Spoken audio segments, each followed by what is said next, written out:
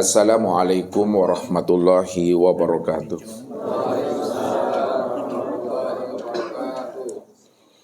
Alhamdulillah. Alhamdulillahilladzi nawwir qulubana binuri ma'rifati wal yakin wa adkhilna ma'al awliya'i wassolihin. Wassalatu wassalamu ala sayyidina Muhammadin nabi sayyidil mursalin wa ala alihi wa sahbihi rasulillahi ajma'in. Faqalallahu ta'ala fil Qur'anil Karim, a'udzu billahi minasyaitonir rajim, bismillahirrahmanirrahim. Sanurihim ayatina fil afaq wa fi anfusihim hatta yatabayyana lahum annahul haqq. Wa bil ardi ayatul lil muqinin wa fi anfusikum afala tubsirun. Shadaqallahul azim. Bapak Ibu, saudara-saudaraku dan anak-anak kami, jamaah tauhid Rabbani, serta para muhibbi dan para pencari Tuhan yang dirahmati Allah. Sebagai bentuk cinta dan kasih sayangnya Allah kepada hambanya, maka Allah selalu mengingatkan kita di dalam firman-Nya. Wa asbaghu alaikum ni'amahu zahiratan wa batina. Sesungguhnya Allah itu telah menyempurnakan kepada dirimu akan nikmat-nikmatnya secara zahir dan batin. Itu artinya Bapak Ibu, bila mana Allah telah menyempurnakan nikmatnya kepada hambanya, zahir dan batin, maka dengan kecerdasan rohani dan akal fikir kita, tentunya kita mampu menelaah, memahami, menilik dan ikrok ke dalam diri kita ini. Itu maksudnya. Bila mana kita ingin mengenal Allah, maka kenalilah Allah itu secara makna zahir dan kenali pula Allah itu secara makna batin. Bila mana kita ingin mengenal diri kita ini, maka kenalilah diri kita ini secara makna zahir dan kenali pula diri kita ini secara makna yang batin. Bila mana kita ingin beribadah, maka dirikanlah ibadah itu secara makna zahir dan secara makna batin. Dan apabila kita benar-benar ingin mendirikan rukun Islam secara kafah dan secara utuh totalitas, maka dirikanlah rukun Islam itu secara makna zahirnya dan juga secara makna batinnya. Barulah sempurna pengenalan ibadah yang kita lakukan di dalam hidup ini, yaitu ibadah yang senantiasa berkekalan dengan Rabb-Nya. Dan itulah ibadah yang terbaik yang Allah harapkan kepada masing-masing kita yang telah mengenal akan Tuhannya dan mengerti, dia memahami dan mengenal siapa dirinya sebenar-benarnya. Maka inilah yang Allah utarakan kepada diri kita ini. Wal baqiyatus sholihatu khairun inda rabbikas sawaba wa khairun marota. Sesungguhnya amal soleh yang berkekalan, amal soleh yang daimun, amal soleh yang 24 jam, yang tidak terikat oleh tempat, ruang, dan waktu, maka itulah amal soleh yang lebih baik di sisi Rabb-Mu. Dan itu pula lah amal soleh yang benar-benar yang dapat kita harapkan dalam kehidupan ini. Maka jikalau kita telah melakukan suatu amal soleh yang terbaik di hadapan Allah, amal yang berkekalan itu, maka disinilah diri kita senantiasa lebur dan fana di dalam wujud dirinya Allah Subhanahu wa Ta'ala, sehingga tidak lagi terpandang dan tertilik akan diri kita ini dalam berbuat dan beramal, melainkan yang terpandang, yang tertilik dalam berbuat dan beramal itu hanya Allah Subhanahu wa Ta'ala. Ini yang mesti kita pahami, supaya kita tidak tertipu dengan amal dan diri kita sendiri. Makanya Allah katakan, wa an ya'buduni hadza siratum mustaqim. Akulah yang menyembah dan memuji akan diriku sendiri, dan inilah jalan yang lurus itu. Inilah jalan yang benar, jalan yang hak. Jalan yang benar dan jalan yang hak itu tiada lain kita paham dan mengerti bahwa dirinya lah semata-mata yang beramal dan beribadah itu. Ini yang Allah katakan. Kif ya Muhammad ana rabbaka usolli. Berhentilah engkau yang mengaku, hai Muhammad, yang beramal dan beribadah, yang sholat, berdiri, ruku, i'tidal dan sujud, serta duduk. Ana rabbaka usolli, kata Allah. Akulah Rabbmu yang usolli itu. Akulah Rabbmu yang sholat itu. Kalau kita sudah memahami dan menyadari bahwa Allah itulah yang sholat, lalu untuk apa dia mendirikan sholat? Untuk apa dia sholat? Dia sholat. Dia mendirikan sholat. Tiada lain untuk melihat akan kebesaran dirinya, bahwa dirinya yang terpuji dan maha suci itu. Untuk apa dia melihat kebesaran dan kesucian akan dirinya? Bukankah dirinya telah suci dan maha besar? Itu tiada lain. Dia adalah menyaksikan dan menikmati akan perbuatan akan dirinya sendiri. Untuk apa dia melihat dan menyaksikan perbuatan dirinya sendiri? Sebenarnya yang hakikatnya Bapak Ibu, amal yang dikerjakan dan amal yang diperbuat oleh dirinya sendiri, sebenar-benarnya ibadah itu untuk memulangkan hakikat dirinya kepada ketiadaan. Memulangkan hakikat dirinya itu pada kekosongan. Maka ini Allah katakan itu, wa aqimis sholata li zikri. Dirikanlah sholat itu untuk mengingat aku bahwa diriku itu adalah tiada. Maka apapun amal ibadah yang kita lakukan, yang kita perbuat dalam kehidupan ini, yang sudah berwujud Muhammad, nyata rupanya yang katakan dengan insan, sebenarnya untuk memulangkan hakikat rahasia diri Allah itu yang sebenar-benarnya. Tidak ada yang lain daripada itu. Inilah puncak daripada ibadah itu. Inilah puncak daripada amalan itu. Memulangkan hakikat rahasia diri Allah itu kepada ketiadaan atau kepada kosong dalam kehambaan itu yang sebenar-benarnya. Maka ini Allah katakan kepada kita, supaya kita ini tidak mengaku-ngaku dalam beramal dan berbuat. Kalau kita mengaku-ngaku dalam beramal dan berbuat, maka Allah katakan apa? Fawailul lil musallin. Nerakawilah bagi orang-orang yang sholat. Itu maksudnya, nerakawilah bagi orang yang mengaku dirinya lah yang beramal, yang beribadah dan sholat itu.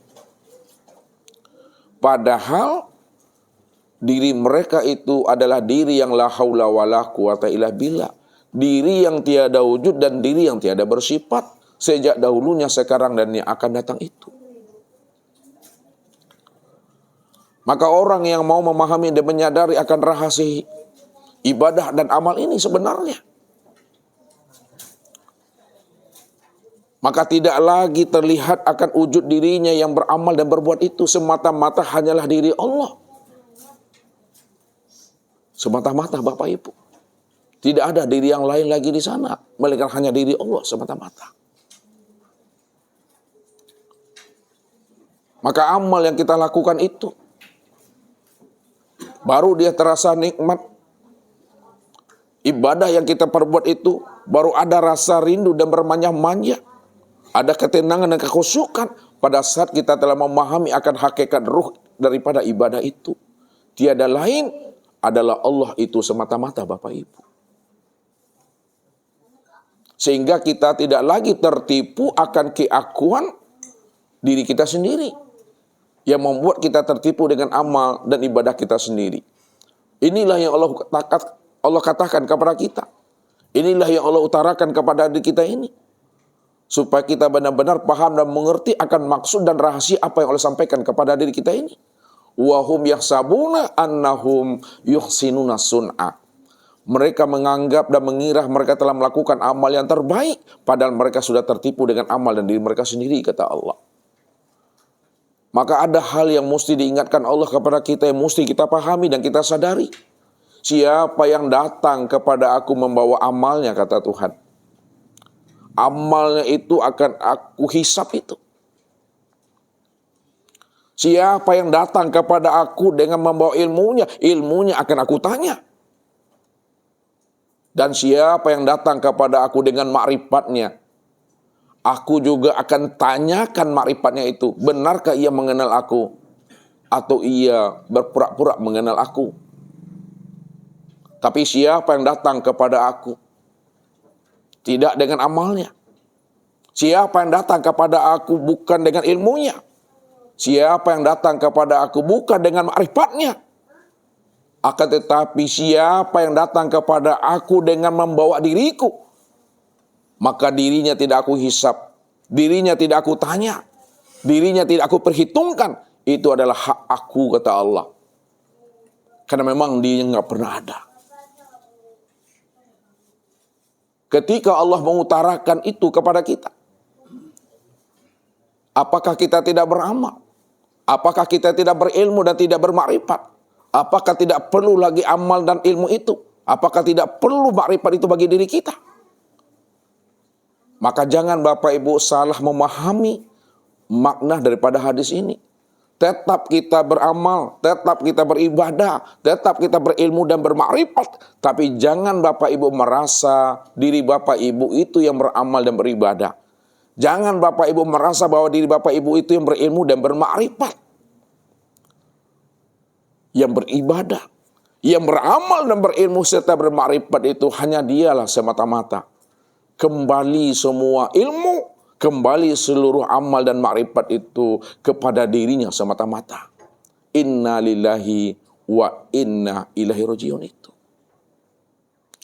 Kalaulah dikembalikan seluruh amal, seluruh ibadah, ilmu dan makrifat kepada Allah, inilah yang dikatakan orang yang sudah berkekalan dengan Tuhannya. Orang yang tidak ada lagi jarak dengan Tuhannya. Amal seperti inilah sebenarnya yang dikehendaki Allah. Wal baqiyatu sholihatu khairun inda rabbika. Amal soleh yang berkekalan itu, itulah amal yang terbaik di sisi Rabbmu. Itulah amal yang dikehendaki Allah. Itulah ibadah yang diharapkan Allah. Itulah ilmu dan makrifat yang disukai oleh Allah. Bukan kitanya yang mengaku kita makrifat, bukan kitanya mengaku kita berilmu, bukan kitanya yang mengaku beramal dan beribadah, melainkan hanya dia semata-mata. Maka zahir wujudnya itu yang disebut Muhammad, sempurna rupanya itu yang disebut namanya dengan insan. Maka jangan dipisahkan Allah, Muhammad dan insan itu.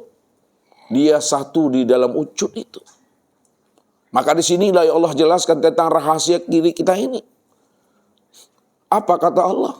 Al-insanu siri wa siri sifati wa sifati la ghairi. Insan itu adalah rahasiaku. Rahasiaku itu adalah sifatku. Sifatku itu tiada lain adalah aku, kata Allah. Karena dia yang wujud semata-mata Bapak Ibu. Tidak ada wujud yang lain selain daripada wujud dirinya. Maka wujudnya itulah bikulli syai'in muhit. Wujudnya itu sudah meliputi akan segala sesuatu. Makna segala sesuatu itu hanya untuk menghantarkan pemahaman bahwa dialah yang wujud pada segala yang ada ini Bapak Ibu. Kalau dia yang wujud pada segala yang ada dan pada segala sesuatu, maka pandangan Bapak Ibu tentu tidak terpandang wujud yang lain selain daripada dirinya. Karena dia yang wujud semata-mata. Maka wujudnya itu sudah meliputi akan segala yang ada ini Bapak Ibu. Suatu contoh Bapak Ibu, ya. Kita ambil suatu pemahamannya secara rasional. Ya. Kalaulah Ustadz suruh Bapak Ibu beli namanya pepaya, kates, keliki, gandul, batia. Ya. Dibelilah batia itu Bapak Ibu, ya, lalu dipotong-potong, ya, potong 100 potong atau 200 potong. masukkan ke dalam cambuang atau cawan. Cambuang maksud ustaznya, cawan mungkin bahasa bapak ibu ya, atau baskom lah. Mangkok, nak mangkuk ada mangkok. Masukkanlah pepaya yang dipotong-potong 200 potong tadi, ya, ke dalam cambung tadi. Iya, cambungku. Ketika bapak ibu masukkan pepaya yang dipotong 200 potong tadi, bapak ibu, adakah bapak ibu mampu dan bisa menemui mangga di dalam potongan itu? Kenapa bapak ibu tidak bisa dan tidak mampu menemui potongan mangga di dalam pepaya tadi itu?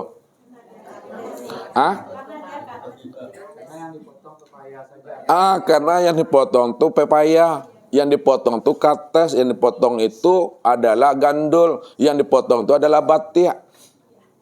Kalaulah yang dipotong 200 potong itu adalah kates, pepaya, batik, bapak ibu, tentu bapak ibu tidak akan pernah bisa menemui ada potongan mangga di dalam 200 potong itu. Ini untuk menghantarkan paham bapak ibu. Nah, paham tak maksud Ustadz menghantarkan kias ini bapak ibu? Maksud yang sebenarnya bapak ibu dari kias ini, kalau Allah cuma yang wujud semata-mata, Allah cuma yang ada semata-mata, tidak ada wujud yang lain selain daripada dirinya, hanya dia satu-satunya yang tunggal, tiada berbilang. Wujud satu-satunya sudah meliputi zahir dan batin, luar dan dalam, barat, timur, utara dan selatan, atas, bawah, kiri, kanan, depan, belakang. Bisakah bapak ibu menemui sesuatu selain daripada dirinya? Adakah wujud yang lain selain daripada diri Tuhan itu? Tidak ada bapak ibu. Takkan bisa bapak ibu menemui ada diri yang lain selain daripada diri Tuhan. Apa sebabnya itu ibu-ibu? Ngapa dia itu?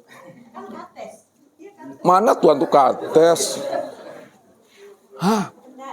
Cerita kates udah lewat tuh bu. Bagian Tuhan itu semua Pak Ustaz. Mana bagian Tuhan nih? Ustaz nak cerita kates lagi, cerita Allah lagi. Ustaz lihat, nih Ustaz mau antarkan lagi. Coba disimak baik-baik bapak ibu ya. Jadi yang keluar dari kata Ustaz yang didengar, yang lain jangan didengar dulu. Kalau Allah itu wujud, ya semata-mata, hanya Dia satu-satunya, nggak ada diri yang lain selain daripada dirinya. Wujudnya itu sudah meliputi segala yang ada, zahir dan batin, ya. Tidak ada yang lain lagi zahir dan batin dia. Barat, timur, utara, selatan dia. Depan, belakang, kiri, kanan, atas, bawah dia. Luar, dalam hanyalah dia. Pertanyaan Ustadz. Ulang lagi sama ibu nih. Pertanyaan Ustadz. Bisa dan mampukah ibu menemui sesuatu selain Allah di situ? Iya. Pertanyaan Ustadz. Adakah bapak ibu mampu dan bisa menemui sesuatu selain diri Allah situ? Tidak bisa bapak ibu. Kenapa bapak ibu tidak mampu menemui yang lain selain daripada diri Allah? Dialah yang ada, dia yang wujud semata-mata. Disitulah rahasianya Allah katakan, ala innahu bikulli syai'in muhit. Ketahuilah wahai belahan jiwaku, kata Allah. Wahai bahagian diriku, kata Tuhan. Rupanya diri bapak ibu adalah bahagian diri maha suci. Diri yang maha suci itu adalah Tuhan. Kalau diri yang maha suci adalah Tuhan, sesungguhnya diri bapak ibu bahagian daripada diri Tuhan itu sendiri. Ingat kata Allah, bahwa tidak ada yang lain, tidak ada yang wujud yang mampu kamu menemuinya, melainkan hanya aku semata-mata. Karena aku bikulli syai'in muhit, kata Allah. Akan tetapi kesempurnaan memandang diriku yang wujud secara sempurna rupa diriku, kata Allah, inna rabbaka ahatta bin nas.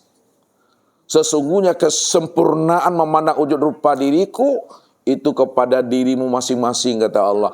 Aku ini telah wujud, aku ini telah nyata, aku ini telah zahir menjadi rahasia dirimu. Aku sudah meliputi akan dirimu yang disebut namanya insan. Maka sempurnanya memandang diri Tuhan, Sempurnanya memanjang rupa diri Tuhan itu kepada diri masing-masing. Walaupun Ustadz katakan diri masing-masing, tapi diri masing-masing bukanlah diri Bapak Ibu. Akan tetapi diri masing-masing itu adalah bentuk lain daripada rupa dirinya sendiri. Ini yang selalu saya antarkan kepada Bapak Ibu. Dirimu bukanlah dirimu. Akan tetapi dirimu adalah bentuk lain daripada rupa diriku. Akulah yang dirimu. Dirimu itulah wujud nyatanya aku, kata Allah. Pahami itu. Kalau kita sudah bisa memahaminya dengan baik, maka apapun macam dan bentuk amal ibadah dan ketaatan yang kita lakukan, itulah amal ibadah yang dilakukan secara sempurna zahir dan batin. Ini yang Allah maksudkan itu. Wa asbagha alaikum ni'amahu zahiratan wal batinah. Ingatlah kata Allah, aku telah menyempurnakan nikmat kepada dirimu zahir dan batin. Nah, kalau aku sudah menyempurnakan nikmat kepada dirimu zahir dan batin, maka lakukanlah ibadah itu secara zahir dan batin. Kalau kamu memahami rukun Islam, pahamilah rukun Islam itu secara zahir dan batin. Jadi untuk lebih jelasnya Bapak Ibu, kesempurnaan kita dalam memahami rukun Islam secara zahir dan batin, sampai habisnya usia umur kita, tunggulah pesan-pesan berikut ini. Baik Bapak Ibu yang dirahmati Allah, ya, jadi malam ini kita akan mencoba memahami ya rukun Islam itu secara makna zahir dan batin. Maksud Ustadz, pelaksanaan rukun Islam itu satu paket Bapak Ibu. Satu paket itu apa artinya Ibu? Satu paket itu apa artinya tuh? Oh, komplit ya. Komplek atau komplit? Itulah tuh maksudnya tuh. Ya, pokoknya satu paket, komplek kah, komplit kah ya? Nah, silakanlah menurut Bapak Ibu. Penting Bapak Ibu paham bahasa Ustadz. Ya, kita pahami Bapak Ibu ya, rukun Islam.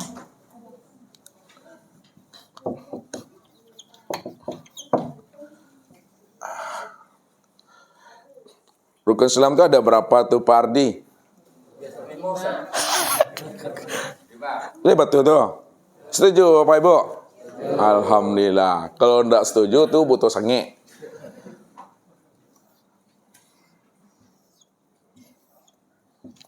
Nah, kalau memang 5, Ustadz tunjuk satu-satu dulu.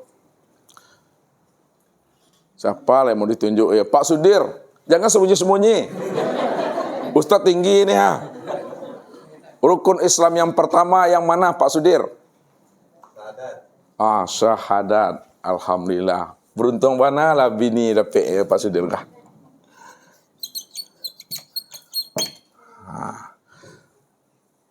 Yang kedua Pak Khalid. Alhamdulillah.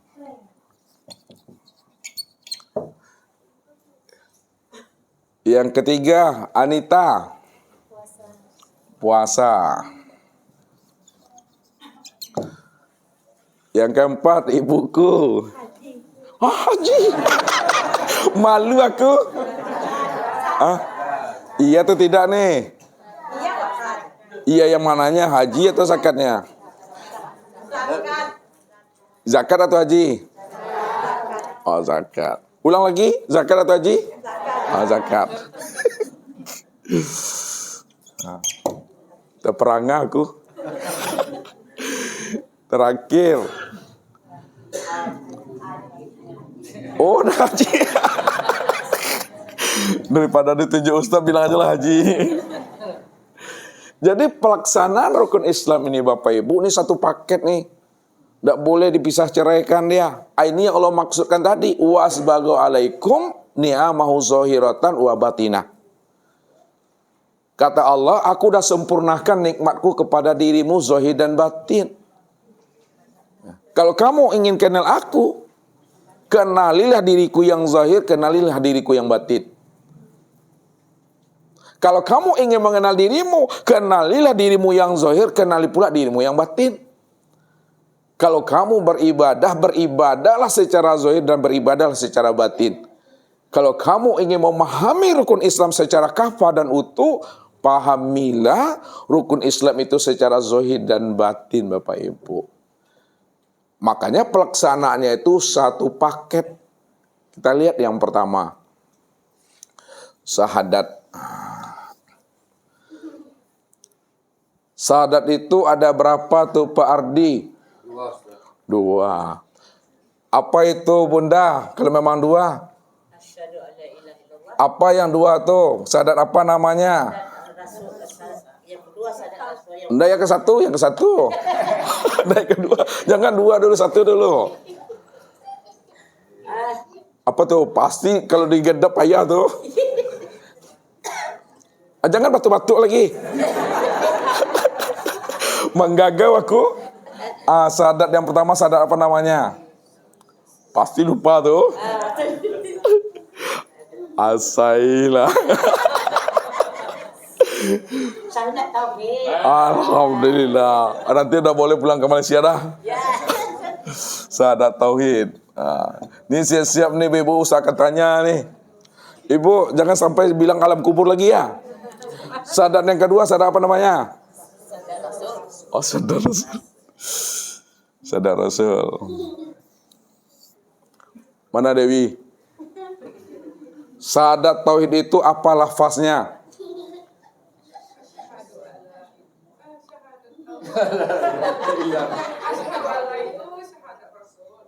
Kalau syahadat tauhid La ilaha illallah. asyhadu an la ilaha illallah wa asyhadu anna Muhammadar Yang Ustaz minta syahadat tauhid. Yang benar yang mana syahadat tauhid? Jawab sama-sama biar nanti Ustaz tanya.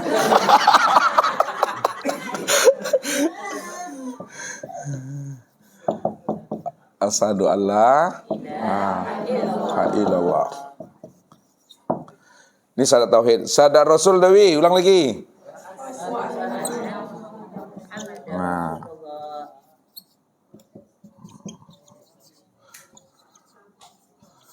Tambah jelek aja tuh Ustaz nih ya. Memang dah jelek juga deh kayak. Asyhadu an la ilaha illallah. Apa artinya Tuhan nih? Mana tiada Tuhan selain Allah tuh? Asyhadu. Aku bersaksi selain Allah. Wa asyhadu anna Muhammad Rasulullah. Ibu-ibu. Iya, ramai-ramai. Aku bersaksi bahwa Muhammad itu utusan Allah. Ustaz mau nanya lagi kepada Pak Abidin. Halo Pak, boleh Ustaz nanya? Syahadat itu apa artinya Pak? Arti syahadat? Halo? Kesaksian. Iya. Benar Pak Ridho, bantu? Menyaksi. Iya. Sekarang Ustaz tanya lagi. Ini Bapak yang ganteng nih, yang pakai kacamata, apa nama beliau nih? Pak An. Syahadat itu kata Pak Abidin dengan Pak Ridho, kesaksian atau menyaksi. Menyaksi itu kan melihat kan? Yang dilihat siapa di situ? Allah dengan siapa? Yang dilihat di situ siapa? Syahadat tauhid dan syahadat Rasul itu? Allah dan Muhammad.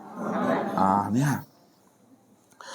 Kalau orang bersyahadat Bapak Ibu, ya, yang mana syahadat itu artinya melihat dan menyaksikan Allah dan Muhammad, lalu dia bersyahadat belum menyaksikan Allah dan Muhammad, maka itu yang kata namanya syahadat. Apa namanya Pak Jul?